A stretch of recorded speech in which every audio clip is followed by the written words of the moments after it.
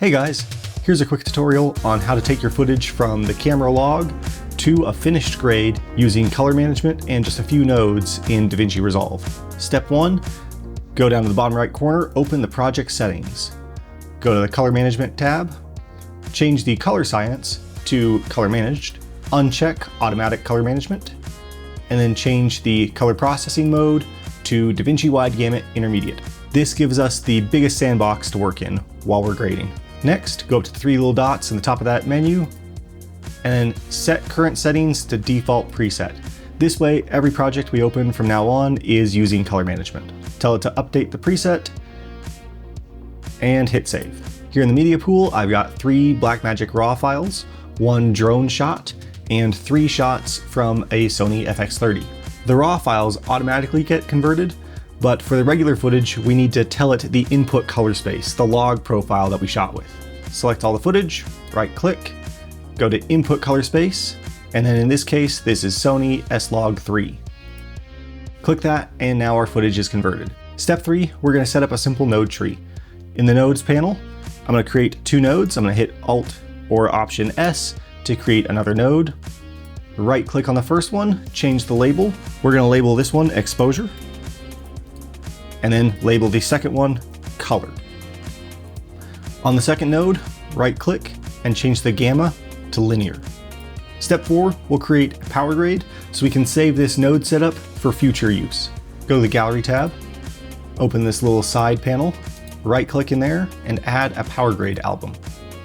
Now right click on your clip and grab a still. And then we'll rename this Simple Node Tree. Drone footage I handle a little differently. I find if you set the input color space and run it through the regular color management pipeline, it ends up with too much contrast, too much saturation. So instead of setting an input color space, we're gonna do some custom nodes and do a color space transform in the grade. First, drag and drop the simple node tree onto the clip. We'll select the second node, Option S twice to add 2 new nodes. Label the first one CST. Label the second one mid. On the CST node, we'll go to the effects panel and find the color space transform, drag that onto the node, and then set the input color space to DJI D-Gamut and the output color space to Rec 709. Next, go down to the key tab and set the gain to something like 0.7. That reduces the opacity of just that node, lessening the strength of that CST. This is kind of a weird setup, but it helps me match the drone footage with footage from other cameras. On the fourth node, go down to the primary color wheels and set the mid detail to something like 50 or 60. That helps to add some of the detail that's kind of lost in drone footage. Now that we've got that node tree set up, once again, right click, grab a still, and in the gallery window, we'll name this Drone Node Tree. And now we've got simple node trees that we can apply to any of our future shots. Open up the scopes so we can see both the waveform and the vector scope. Click the 3 dots, make sure display qualifier focus is enabled. 99% of the time, there's only 2 methods I use to set my exposure. I'll either use the curves, grab a point in the middle, drag that up till it looks good, and then grab a point in the shadows, bring that back down.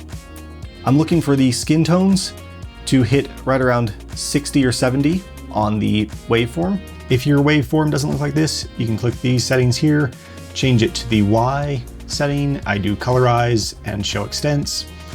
And then over at the 3 dots, you can change the waveform style to percentage.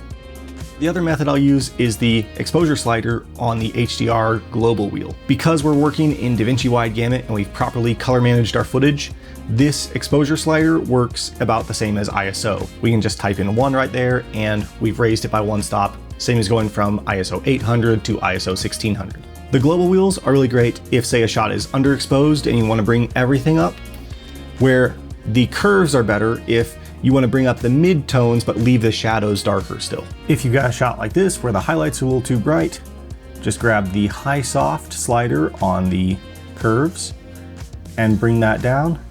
And then if you need a little more power, you can fiddle with the high slider to bring those highlights back down. For adjusting the white balance, 100% of the time, I'm only using a node mapped to the linear gamma and the gain wheel. This is just the simplest way to adjust the white balance. So I can grab the gain wheel, and then looking at the vector scope, I can move that around until the white balance is correct. If you didn't set the gamma to linear, this doesn't quite work right, and you'd be better off using the global wheels in the HDR tab. Moving to the next shot, we can grab our simple tree, drop that on there, grab the midtones, bring those up, grab the shadows, bring those down a little bit, go to the color tab, and make a fine adjustment to that. With this setup, I've got the curves and primary color wheels open, so I can easily jump between the two nodes, adjusting the white balance in the primary wheels and adjusting the exposure using the curves. And then drone footage, same thing. I'll grab a point in the middle, raise that till it looks good, bring the shadows down, adding some more contrast and saturation, and then on the color wheels to adjust the white balance, and maybe also add a little extra saturation back in. And just that easy, we've taken our footage from log, right from the camera, to a finished color grade that we're now ready to deliver. Hopefully you found something helpful. That's all I've got for now. See you later.